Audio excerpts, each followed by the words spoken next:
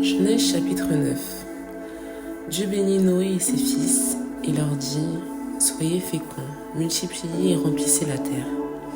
Vous serez un sujet de crainte et d'effroi pour tout animal de la terre, pour tout oiseau du ciel, pour tout ce qui se meut sur la terre et pour tous les poissons de la mer. Ils sont livrés entre vos mains. Tout ce qui se meut, qui a la vie, vous servira de nourriture. Je vous donne tout cela, comme l'herbe verte. Seulement, vous ne mangerez point de chair avec son âme, avec son sang. Sachez-le aussi, je redemanderai le sang de vos âmes. Je le redemanderai à tout animal, et je redemanderai l'âme de l'homme à l'homme qui est son frère. Si quelqu'un verse le sang de l'homme, par l'homme, son sang sera versé. Car Dieu a fait l'homme à son image. Et vous, soyez féconds et multipliez. Répandez-vous sur la terre et multipliez sur elle.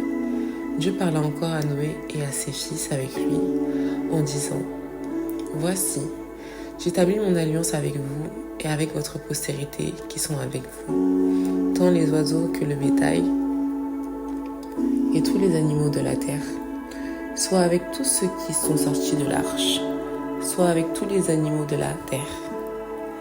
J'établis mon alliance avec vous. Aucune chair ne sera plus exterminée par les eaux du déluge, et il n'y aura plus de déluge pour détruire la terre. Et Dieu dit : C'est ici le signe de l'alliance que j'établis entre moi et vous, et tous les êtres vivants qui sont avec vous, pour les générations à toujours.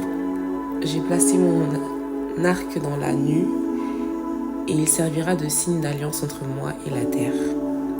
Quand j'aurai rassemblé des nuages au-dessus de la terre, l'arc paraîtra dans la nue, et je me souviendrai de mon alliance entre moi et vous, et tous les êtres vivants, de toute chair, et les eaux ne deviendront plus un déluge pour détruire toute chair. L'arc sera dans la nue, et je le regarderai, pour me souvenir de l'alliance perpétuelle entre Dieu et tous les êtres vivants, de toute chair qui est sur la terre. Et Dieu dit à Noé : Tel est le signe de l'alliance que j'établis entre moi et toute chair qui est sur la terre. Les fils de Noé qui sortirent de l'arche étaient Sem, Cam et Japheth. Cam fut le père de Canaan. Ce sont là les 3 fils de Noé, et c'est leur postérité qui peupla toute la terre. Noé commença à cultiver la terre et planta de la vigne.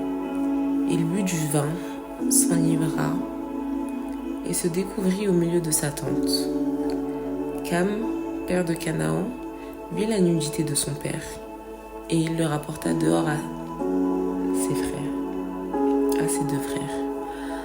Alors Sem et Japheth prirent le manteau, le mirent sur leurs épaules, marchèrent à reculons et couvrirent la nudité de leur père. Comme leur visage était détourné, ils ne virent point la nudité de leur père.